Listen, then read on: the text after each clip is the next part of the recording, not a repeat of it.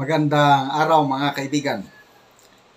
Gusto kong i-share sa inyo ang Christmas regalo na natanggap ko galing kay BP Inday Sara at kay Fair Lady Maharlika.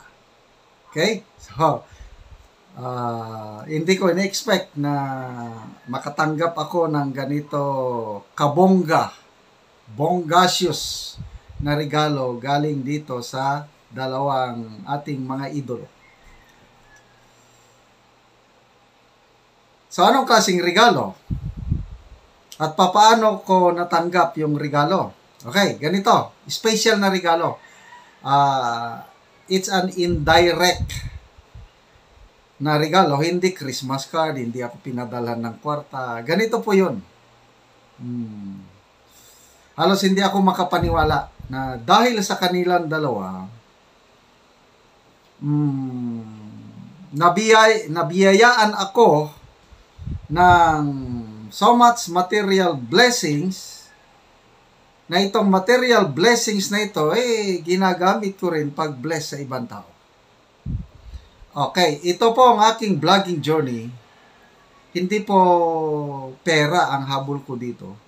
Kasi sa biyaya ng may kapal, yung pension ko as a 2-star general, sobrang-sobra na po yun para sa aming mag-asawa. Kaya nag-create lang ko ng YouTube channel, yung aking income, karamihan ito, tinutulong natin sa kawang-gawa. Charity vlogger po ako, na naging political vlogger. Okay? Wala po sa plano ko yung political vlogging. My intention talaga is charity. Mula nung nagsimula akong mag-vlog, that was March 24, 2021. Charity na yan. Okay. So, nung itong channel natin na ito, General's Opinion, nagsimula ako ito January. Ang aking mga content is more on Word of God, health tips, farming, vlog, yung charity, yung pagtulong sa Talandigten City, and kay DJ Bantag. Yan ang aming content. So, may income man, kailang maliit. Maliit ang views. Ang subscriber ko, maliit din. But, alam nyo, mula nung, siguro nagsimula September, October, November, mag-apat na. Mula nung September, at nagsimula na akong mag-focus political content na ang topic ko, more on pagsuporta sa mga expose ni Fair Lady Maharlika at pagsuporta kay BP Inday Sara dahil palagi na siyang tinitira ni Tambaluslos. At pinabaliwala na siya ng self-proclaimed best friend ko noon, itong si PBBM. So, nag-focus ako sa aking political content, BP Sara, and kay Fair Lady Maharlika. Nagsimula po noong September. Alam niyo, ang aking subscribers noong bandang September, mga 30,000 lang eh. So, September, October, November, 4 months lang. Mga 97,000 na. So, na times 3. Yung aking subscribers, malapit na akong 100,000. Baka end of December, maka 100,000. May na tayo, silver button. So, salamat, Chris Torres. Kino-congratulate na ako nitong si Chris Torres eh. Sabi niya, General, malapit ka ng maka-silver button. Dahil dito, kay BP Inday Sara at kay Fair Lady Maharlika. Ibig sabihin, maraming tao, maraming netizens na gustong makinig ng aking mga opinion tungkol sa dalawang ito.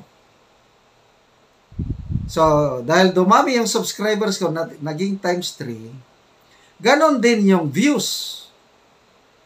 Halos naging times 3 at ang income ko po, grabe. Yung sabi ko na nga yung material blessings na triple na so magkano ang kita ko ngayon sa aking YouTube? Bawal sabihin. But to give you an idea, sobrang laki. Mas malaki pa sa pension ko as 2-star general. So, anong lesson na makuha ko sa buhay ko? Ito, yung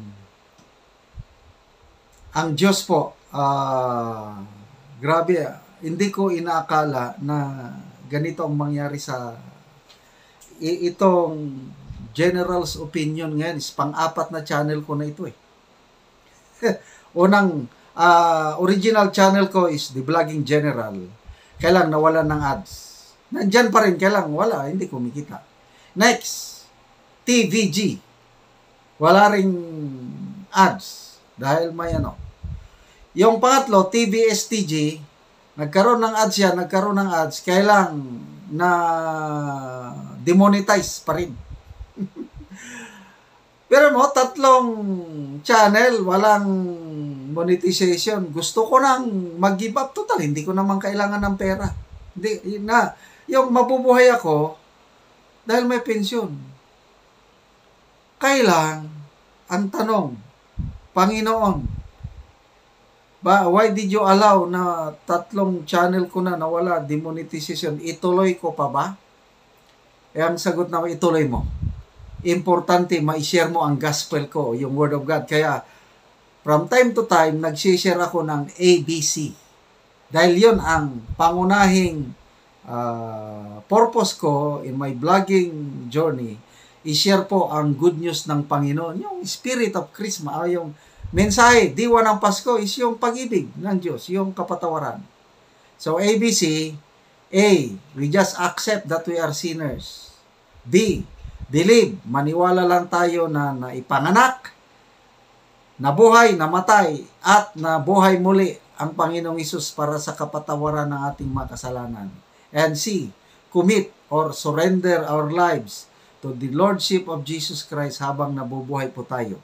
At pag kinuha na tayo ng Panginoon, we can be sure of going back to heaven with Him. Yun po ang aking mensahe palagi. And because of this, just faithfulness. Tuloy-tuloy lang.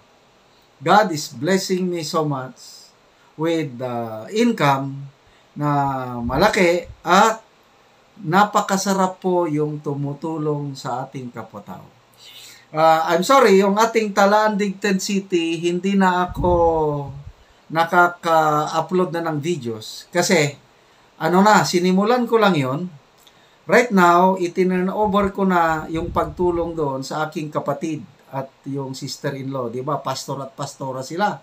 Every weekend, pumupunta pa rin doon, tumutulong pa rin, pera na lang binibigay ko. Yung income sa ating channel, sinusuportan ko sila. So, ngayon, napakamahal na po ang sayote. Abot na po, 1,000 pesos per sako ang income ng Talaan Digten City, bawat harvest nila isang sako. Bawat pamilya, maka-harvest sila ng mga 10 to 15 sacks per month. Kaya meron na silang steady income na 15,000 per month average. Malaking bagay na yan.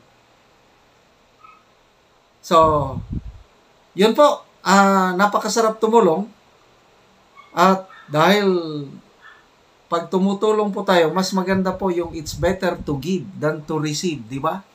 So, salamat na rin sa inyo, mga SWS. Kung bakit malaki ang income ko ngayon dahil maraming SWS. Yung bang nanonood lang na hindi ini-skip yung ads, ang daming ganyan. Salamat sa inyo, hindi ko kayo maipangalanan. Basta rest assured, na itong income natin sa YouTube channel na ito is nagagamit sa pagtulong sa iba. And by the way, yung Talaan Digten City, kung sa graduate na yan. Kasi hindi na sila nagugutom. Nagsimula na ulit tayo I started 15 families. Talaan Big Tribe pa rin, living outside yung tent city. Ang daming pobreng tao sa lugar na yun. Unlimited ang pobre. Kaya tuloy-tuloy ang pagtulong. Nagtatanim na rin sila ngayon ng sayuti. 15 second batch family. First batch, itong 27 families sa Talandig, Tent City. Okay na? Wala nang gutom. Another 15 second batch. So, salamat sa mga subscribers, sa mga views, sa mga SWS, and of course, sa pagsuporta ko kay BP Inday Sara, sa pagsuporta ko, pagsunod ko kay Fair Lady Maharlika, ito na ngayon ang resulta. Kumikita ng malaki ang ating YouTube channel. Plus, malapit na tayong silver button. Congratulations sa atin lahat, para sa atin lahat ito.